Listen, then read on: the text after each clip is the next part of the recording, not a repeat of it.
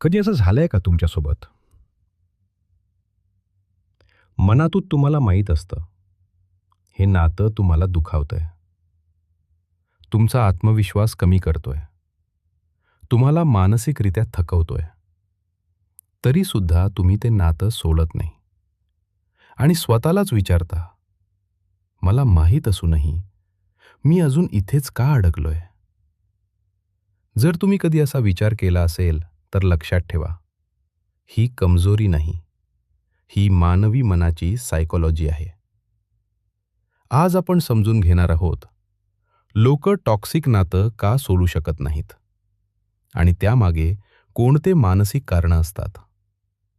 आणि पुढे जाण्याआधी जर आत्तापर्यंतचं हे बोलणं तुमच्या मनाला कुठेतरी स्पर्श करून गेलं असेल, तर व्हिडिओला एक लाईक नक्की करा.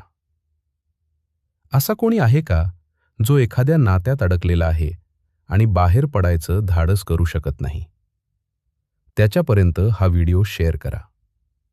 आणि मानवी मन, नाती, भावना आणि आयुष्यावर अशाच खोल पण सोप्या संवादांसाठी मनसंवाद माइंड कॉन्व्हर्सेशन्स या चॅनलला सबस्क्राईब करा.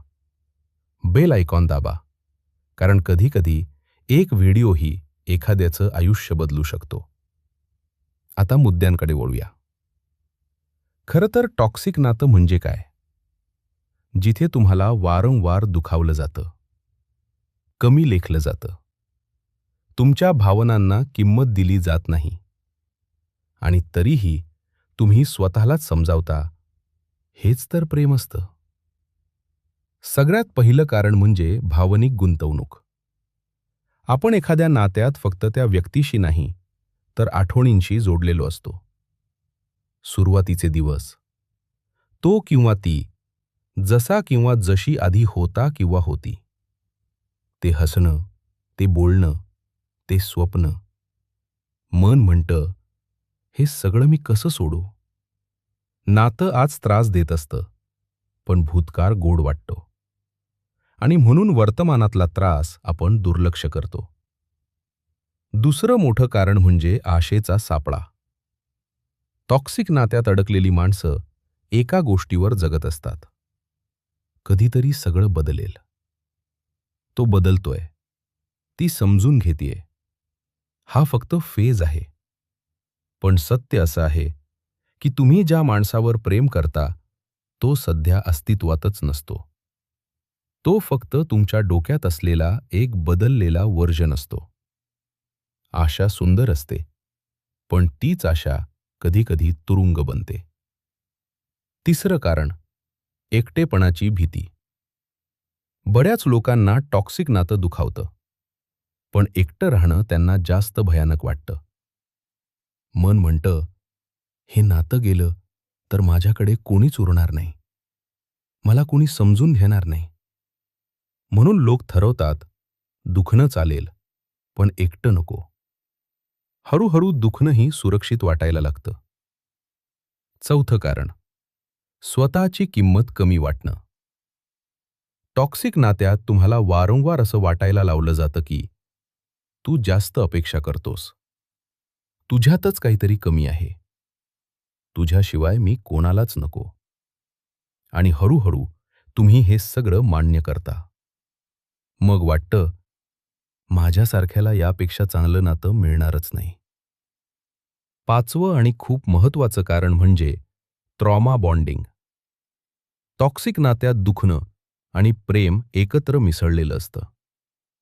कधी खूप वेदना आणि मग अचानक थोडं प्रेम, थोडी काळजी, थोडं अटेन्शन.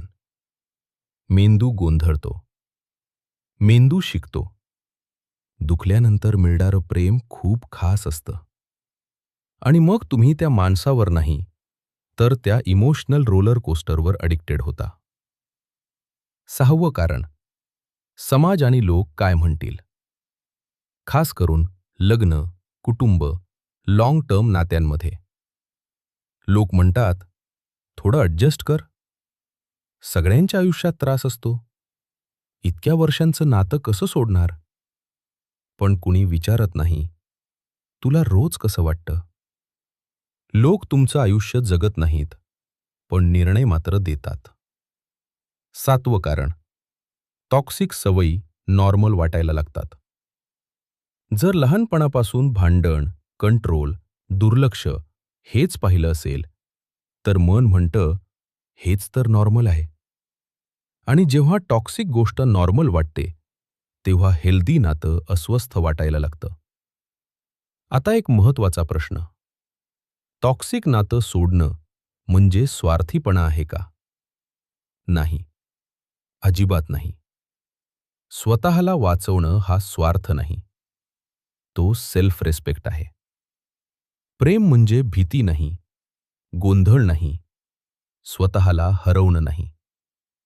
प्रेम म्हणजे शांतता.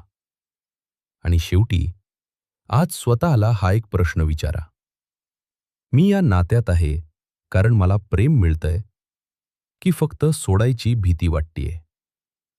जर उत्तर भीती असेल, तर ते नातं नाही.